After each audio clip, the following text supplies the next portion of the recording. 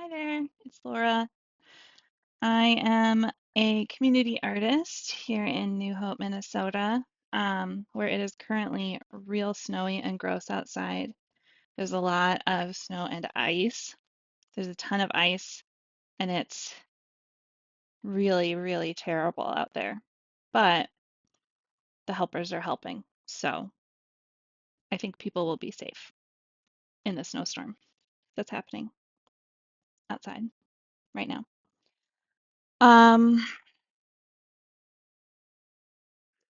Tangential and verbose, as always, as promised. Here we are. Today, this episode, whatever episode it turns out to be, I want to talk to you about something in my binder here that I finished today. And it is this page, this one-page document, which is my preferred way to communicate anything, is with a one-page document. Max, front and back. Because for me, it has to fit in a single page protector so that I can put it in a binder and not have to punch holes in it. So for me, to have a flyer, piece of paper, something that you want me to keep and save forever, or that it's important or something, don't staple it. Okay, here is the thing. I will post this somewhere that's easier to access than just looking at it on here, but also I'm going to do this here to try to give you an idea of what it is. Picture me, shows a picture of me in like I'm sitting in a field at the park and I have bare feet and I have a big blue tulle skirt on or petticoat and a hat, and I'm kind of, I don't know, I'm trying to describe it for people who might be listening to this and not watching it, but I guess I don't need to describe the photo of myself.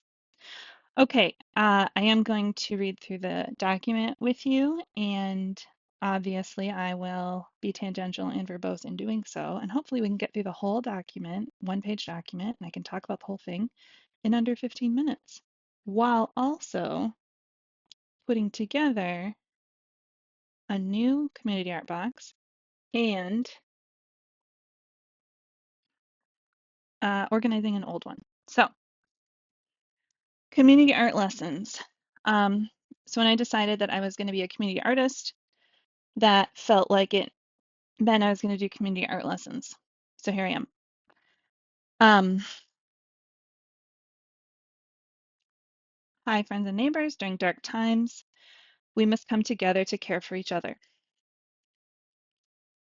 Super true, obviously.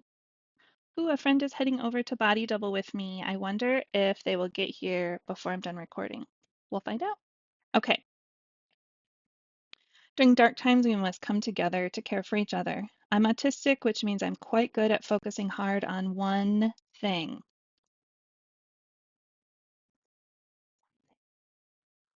Focusing hard on one thing. That thing for me, in a sort of broad life sense, is art, and specifically teaching people how to do quick, easy art projects. Doing art or creating art or appreciating art of any kind has more benefits than I can name for all humans. So I'm calling myself a community artist. Welcome to my community. If you're watching this, you're in my community. Um, Hopefully you're safe. Hopefully you're a safe person if you're watching this and I'm telling you that you are in my community. I hope that you're a safe person. I hope that when I say that, you know exactly what it means and you go, yep, I am. If not, a question. What's a safe person? That's a good question. Okay. So the next heading is free art lessons.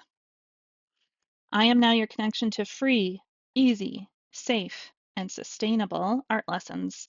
I have materials and knowledge to share to help you do art or appreciate art however you can. I offer free private lessons in my home studio or my dining room for 1 to 6 people. Kids are welcome to join with their grown-up. I am not going to do any kind of childcare. I got 3 kids of my own that I can't handle anyway. So you bring your kids. I will love interacting with your kids. Do not ask me to be in charge of your kids at all. I will not be. Captain Rainbow might, but let's not rely on that. He's got a lot of shit to do, okay? Anyway, I offer free private lessons, 1 to 6 people. Kids are welcome. After the lesson, here's where we get to the good part. Here's what I want to talk about for the majority of the video. After the lesson, you may take home materials for more projects from my community art boxes. This is a project that I've been working on for a long time, the community art boxes, and I didn't know I was at first for the first few years. And then I figured it out. I knew that I was collecting art supplies, and I knew that I had all these big clear bins that were about the right size. And so I started to kind of put art supplies into bins based on the medium. That makes sense, right? So I've got an acrylic bin for all my acrylic painting and canvases and stuff. I've got a watercolor bin for my watercolors and paper. And it grew from there. Slowly, gently, organically, mostly thrifted, garage sale, estate sale, and gifted to me by many generous friends and donors and people who are already in my community, who are already part of my village, and they are already supporting me in this endeavor. Um, and I don't even know that the endeavor is happening yet. So much gratitude for you people. You know who you are, people who send me art supplies. I try them once, and if I absolutely fall in love, I keep it for myself. But the vast majority of the time, my picky autistic brain says, no, we cannot change to a new art supply type. We cannot change brands of watercolor. We cannot switch from tube watercolors to pans again. I'm just too picky. So give all that away. I'm still going to try them. I still love to do a swatch card with every single color in any given set. I find that to be very soothing and good for me and important. Um, yeah, I'm sure I'll have more to say for that when I remember what I was talking about. Got a text from my mother-in-law, so I got distracted for a brief moment, and now whatever I was talking about is gone. All right, the boxes that I now have available to borrow or look through. I had uh, a village member check out the box of beads today, which is great. She's gonna take it home, play with all the materials in the box, let her um, her community members play with the materials in the box, take out and use whatever they want. If they have materials that are relevant, they're gonna put them back in the box. If the box will close, you can't overfill the box. It's not allowed. I learned this method from my Buy Nothing group.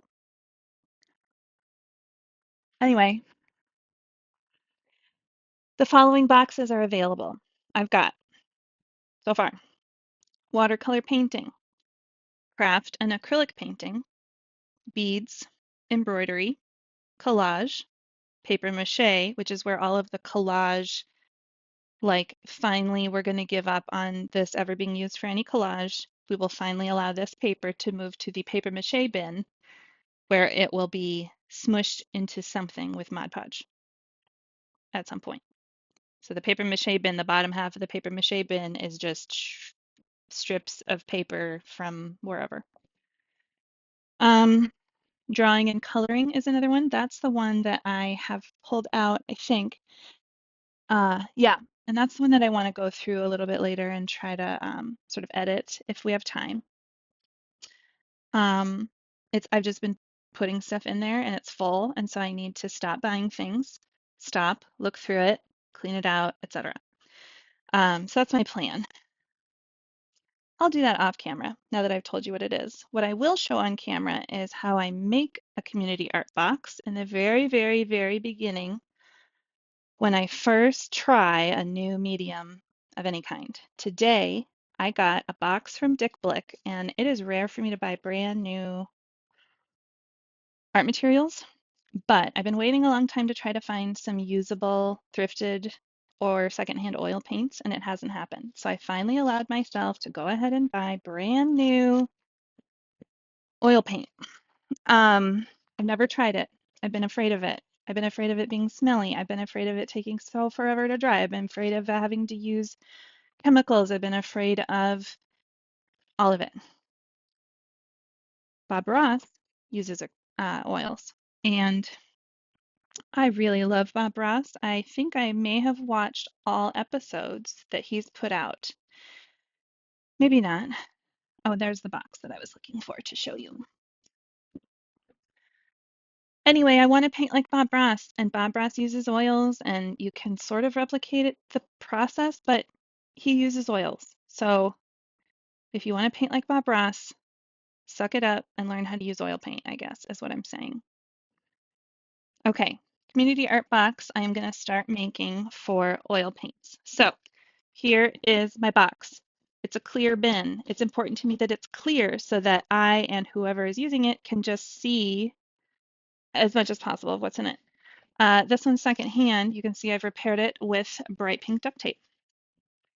In Alaska, where I grew up, a common little quip is if it moves and it shouldn't, use duct tape. And if it doesn't move and it should, use WD-40. And that was supposed to cover everything. The duct tape part, though, it's pretty close. Okay, so I already put a couple things in here, and what I started with, I scavenged from my acrylic bin, and I found these boards. This one has a little flaw, but you're going to cover that up when you're painting on it anyway. It's just a wooden, like 8 by 10. Stuff like this that is like from Michael's. Somebody bought it for a project with their kids and never used it. This kind of thing is at thrift stores all the time. Every thrift store you go to will have art supplies somewhere. It might not be a huge shelf, but there will be something. And you can go there to that thrift store, see what materials they have on their shelves, buy whatever is cool, and then play with it. And if you don't know what to do with it, ask me and I'll tell you how to play with it. Anyways, I have two of those in here. Ooh, what's my time at? 12 minutes already. I gotta hurry. Here I have two panels that I'm planning on painting. My new oils, not opened yet. When I bought the oils, I also bought extra mild citrus thinner, number 115, medium strength solvent, safe for classroom use. Safe for classroom use is the key key line there. Anyway, so I'm putting that into, that's what we need to clean the brushes and stuff. The other thing I'm going to put in here is I also bought new-ish from Dick Blick today, a bag of seconds quality brushes. And what they mean by seconds quality is they're not up to some sort of metric in a factory somewhere that says all the brushes have to be just like this. Some of them it's obvious. This one needs to be glued. Okay. But otherwise it's a brand new decent brush. So yeah, I'll glue it. Anyway, I took all the long-handled ones that were in this pack of seconds brushes. By the way, for $20, I think I got 40 brushes, and some of them are like decent brands, and some of them are long-handled and short-handled. A lot of them are just, you know, generic, unpainted, nothing. But brushes only matter for fine artists. If you're a regular artist, or any, even if you're a fine artist, use whatever you want. Hi. No. Okay.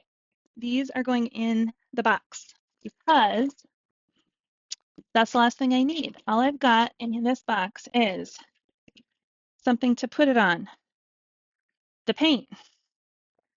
the only required chemical or whatever that I need for the paint, and some new brushes that have never seen some paint, and I'm going to try it. That's a community art box, bare minimum. Now, you heard me say community and then talk about I. When I first make one, it's only for me. When I'm ready to share it, I will. All right, I'm going to try to stop talking because I know I'm too long already. Love you, bye.